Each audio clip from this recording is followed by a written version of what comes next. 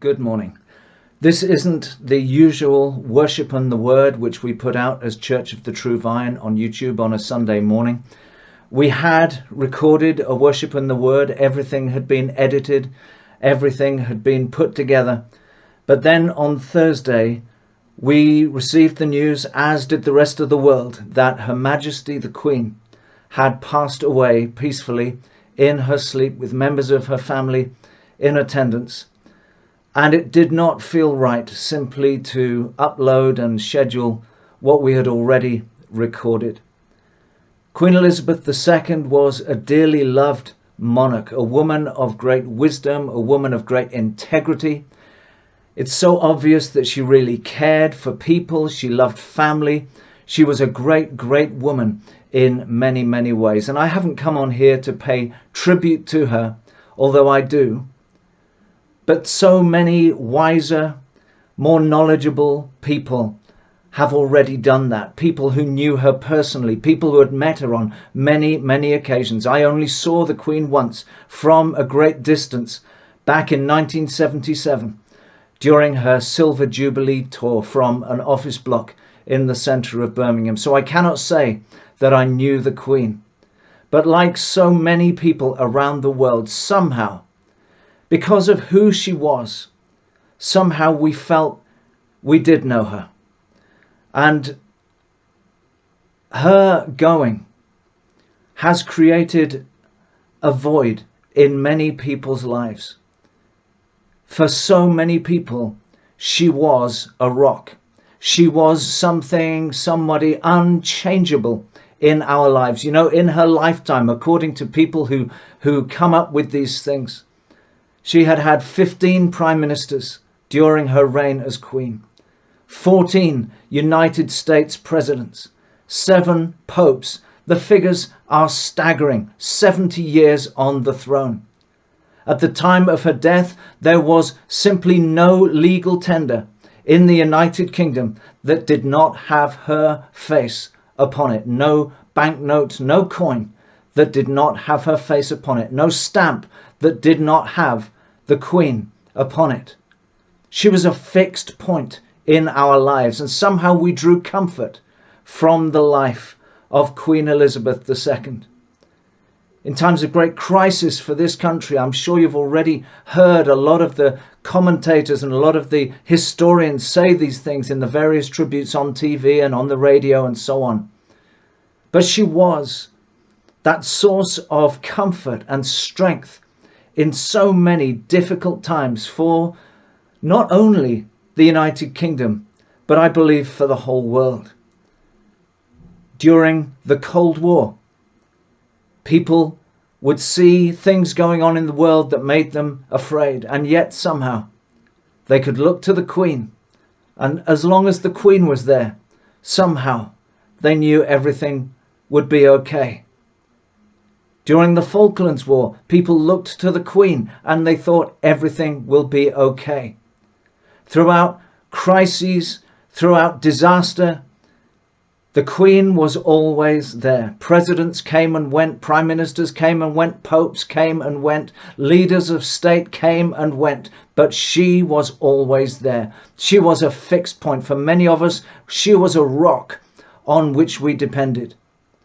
Even during the COVID crisis, it was the Queen's message, "We will meet again," that brought so much hope, so much comfort to so many people.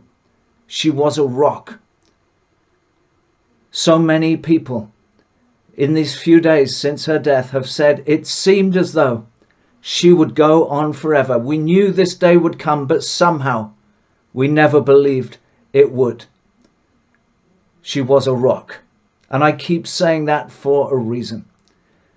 Because the Queen herself always knew that this life is temporary. Her Majesty the Queen always knew that her life on this earth would come to an end. And so she based her life on something else, something greater than herself, something that was her own rock. And that was her faith in Jesus Christ. I just want to read to you a couple of statements that the Queen made concerning her own faith in Jesus Christ. In 2002, she said, "I know just how much I rely on my faith to guide me through the good times and the bad. Each day is a new beginning. I know that the only way to live my life is to try to do what is right, to take the long view, to give of my best in all that the day brings, and to put my trust in God."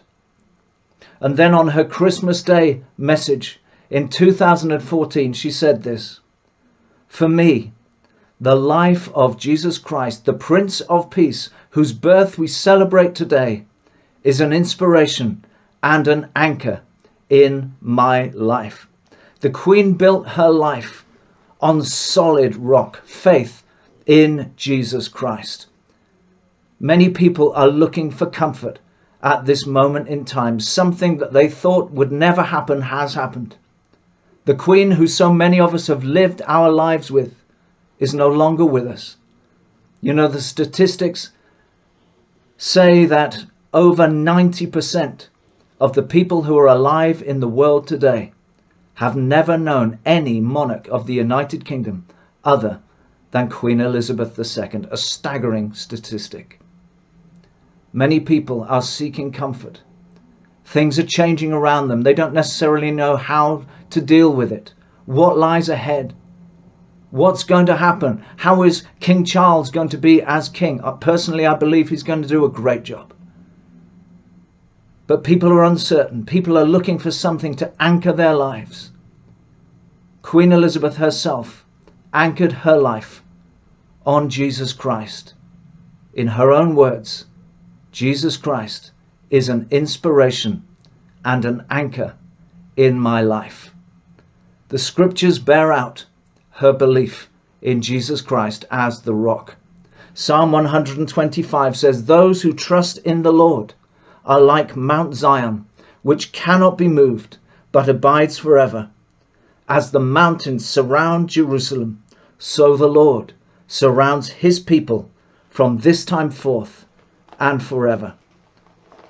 Queen Elizabeth lived her life not looking at what is temporary, not simply looking to the things of this world, but setting her eyes on what is above. And she lived her life in the assurance of the salvation that Jesus Christ gives. The Apostle Paul, in his second letter to the Corinthian church, says this. This is 2 Corinthians chapter 4, beginning at verse 16. "Therefore we do not lose heart. Even though our outward man is perishing, yet the inward man is being renewed day by day. For our light affliction, which is but for a moment, is working for us a far more exceeding and eternal weight of glory. While we do not look at the things which are seen, but at the things which are not seen. For the things which are seen are temporary, but the things which are not seen are eternal." Her Majesty, the Queen, placed her trust in the one who is forevermore. Jesus says of himself, "Heaven and earth will pass away, but my words will never pass away." Jesus said, "The word of the Lord endures forever." And in the book of Revelation, Jesus declares himself to be the Alpha and the Omega. He says, "I am he who lives, who was dead, but behold, I live forevermore." In these times of great uncertainty, the promise of Jesus Christ still stands. "Come to me, you who are weary and burdened, and I will give you rest."